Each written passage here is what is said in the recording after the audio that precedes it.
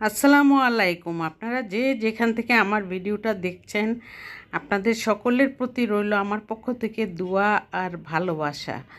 সেই ভালোবাসা দিয়েই আমি আমার ভিডিওতে ইউটিউবে ভিডিও দেই।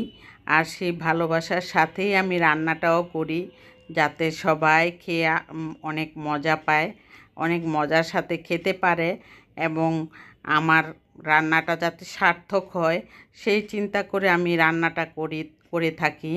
আর আপনাদের সামনেও তুলে ধরার চেষ্টা করি।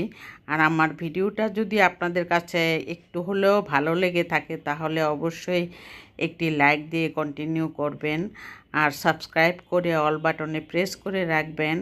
আর আমি এখানে ফ্রাইড রাইস রান্না করার জন্য এখানে আমি 3টা পেঁয়াজ প্রথমেই আমি ভেজে নিয়েছি। ভেজে নেওয়া বলতে বেশি ভাজতে হবে না, একদম কাঁচা কাঁচা থাকাকালীনই আমি ডিমটা দিয়ে দিয়েছি, 2টা ডিম দিয়েছি।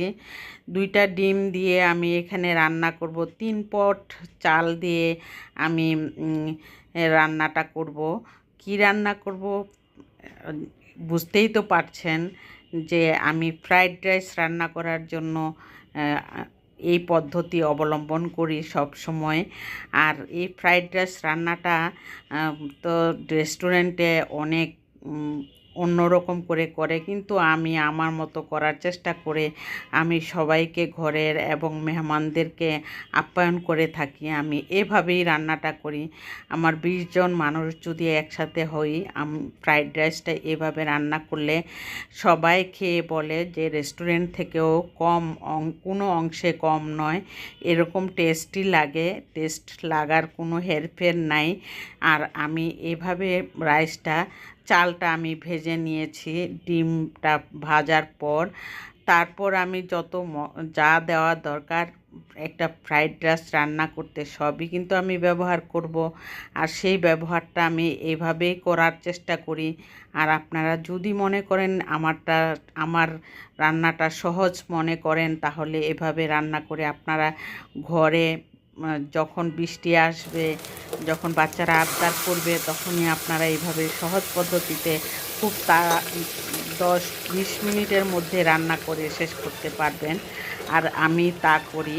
আর এখানে আমি পোলাওর চালের যে পরিমাণটা থাকে ফ্রাইড রাইস রান্না করার সময় তার থেকে একটু কম পানি দিতে হয়, কারণ পোলাওর চাল একটু নরম করে আমরা রান্না করি আর ফ্রাইড রাইসটা একটু হার্ড করে রান্না করি, সেই জন্য পানির পরিমাণটা একটু কম দিতে হয়। এখানে আমি পানি দেওয়ার পর আমি এখানে দিয়ে দিলাম লাল মরিচের গুঁড়া 1 চা চামচ লাল মরিচের গুঁড়া দিয়েছি 3 পট চালের মধ্যে।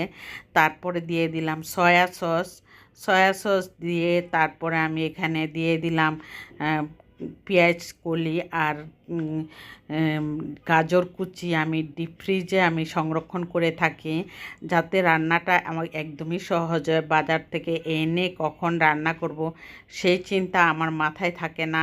আর আমি মনে করি এই খাওয়াটা ওরা অনেক তৃপ্তি ভরে খেয়ে থাকে। আর রান্নাটাও আমার সহজেই হয়ে থাকে। এভাবে আমি নামানোর আগে কাঁচামরিচ দিয়ে আমি নামিয়ে নিব। দিয়েছি টেস্টিং সল্ট, দিয়েছি সয়া সস, তারপর লাল মরিচের গুঁড়া, কাঁচামরিচ, এইটুক দিলেই কিন্তু একটা ফ্রাইড রাইসের টেস্ট চলে আসবে। আর এখানে আমি তন্দুরি চিকেন করার জন্য এখানে কয়েক পিস চিকেন নিয়েছি। নেওয়ার পর আমি এখানে ম্যাগি মশলা, লাল মরিচের গুঁড়া, তারপরে সয়া সস, টেস্টিং সল্ট দিয়ে আমি এখানে রান্নাটা মানে সিদ্ধটা করে নিই আগে, যাতে ভিতরটা পর্যন্ত সিদ্ধ হয়ে যায়। যতটুকু পানি উঠে তার থেকেও আরেকটু পানি দিয়ে আমি সিদ্ধটা ভালো করে নিই। তারপরে আমি ফ্রাই প্যানে সুন্দর করে ভেজে নিই। ভেজে নেওয়ার শেষ পর্যায়ে দেখুন আমি টমেটো সস দিয়ে মাখা করে একদম লাল লাল করে তন্দুরি চিকেনের মতন একদম মনে হয় যে এত মশলাধারী একটা তন্দুরি চিকেন হয়েছে, যা মানে খাওয়ার সময় আপনি একটুও বুঝতে পারবেন না যে এটা তন্দুরি চিকেন। আর এরকম মাখামাখাই থাকবে যখন খেতে থাকবেন আপনি রাইস দিয়ে। এটা একটা অনেক মজাদার হয়। আর তারপরে চিকেন কারির প্রয়োজন হয়, ভেজিটেবল লের প্রয়োজন হয়, কিন্তু আমি এত কিছু করি না, শুধু তন্দুরি চিকেনের মতো করি আর চিকেন কারিটা করে নেই। চিকেন কারিটা করতে গিয়ে আমি এখানে একটু লাল মরিচের গুঁড়া দিয়ে দিলাম, তারপরে সয়া সস দিয়ে দিলাম, একটু আদা রসুন পেস্ট দিয়ে দিলাম, দেওয়ার পর টমেটো সস দিয়ে দিলাম, দেওয়ার পর এখানে আমি ভালো করে সিদ্ধ করে নিয়েছি আগেই। আমি লাল মরিচের গুঁড়া দিয়ে লবণ দিয়ে সিদ্ধ করে নেওয়ার পর আমি এইভাবে সব কিছু দিয়ে দিলাম। দেওয়ার পর নামানোর কিছুক্ষণ আগে, সিদ্ধ হয়ে গেছে অলরেডি, নামানোর কিছুক্ষণ আগে আমি এখন দিয়ে দিব পাউডার দুধ 1 চা চামচ, চিনি, আর এখানে কর্নফ্লাওয়ার দিয়েছি 2 চা চামচ, দিয়ে আমি সুন্দর করে একটা মাখা মাখা কারি করে নেই। এই কারিটা রেস্টুরেন্টও সেম এরকম করেই করে নেয়, আমরাও করতে পারি।